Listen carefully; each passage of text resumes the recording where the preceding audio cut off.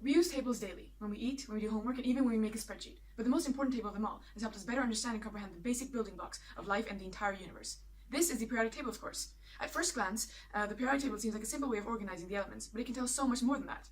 The table is organized based on the amount of protons that an element has, which is equal to the amount of electrons. Hydrogen has the least amount of electrons, so it is the first element on the table. Then comes the next element, helium, which is 2 electrons, but it is 10 spaces away from hydrogen. Keep this in mind because we will come back to the reason of this later. Here is how an element on the periodic table looks.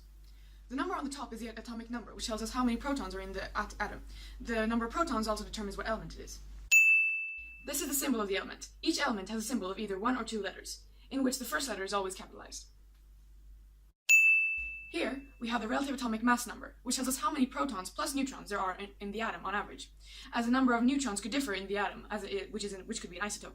This number is important because it gives us somewhat an idea about how much an atom weighs in the unit called AMU, which is the acronym for atomic mass unit.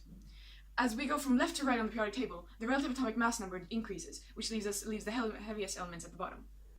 As we continue across the periods, an electron is added until the valence shell of the atom has the maximum amount of electrons that it can have. Then, we hop down a period and start off at the first group again. To clarify, the rows are called periods and the columns are called groups.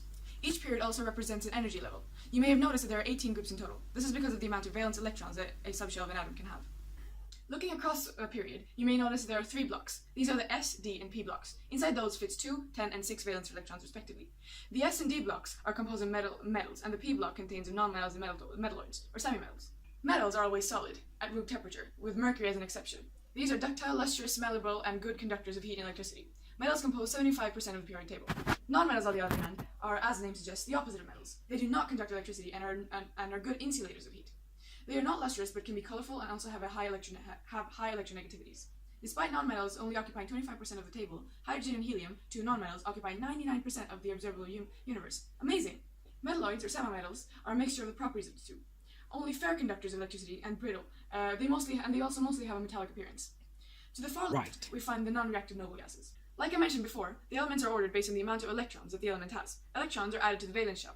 In the first to the third periods, there are only 2 subshells, S and P. Then, in the fourth period, the D subshell is added between the S and P subshells.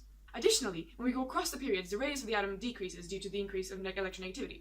And whilst hopping down groups, the radii increase, simply because the atom contains more shells of electrons. To summarize, in this video we have learned how the elements are organized, what the table tells us about the properties of an element, what terms like period and group mean, and what defines metals, metalloids, and non-metals, and also about the atomic mass and isotopes. For more information about topics such as electronegativity, atomic radii, and other which we have approached, visit other videos linked below. Thank you for watching. Yay!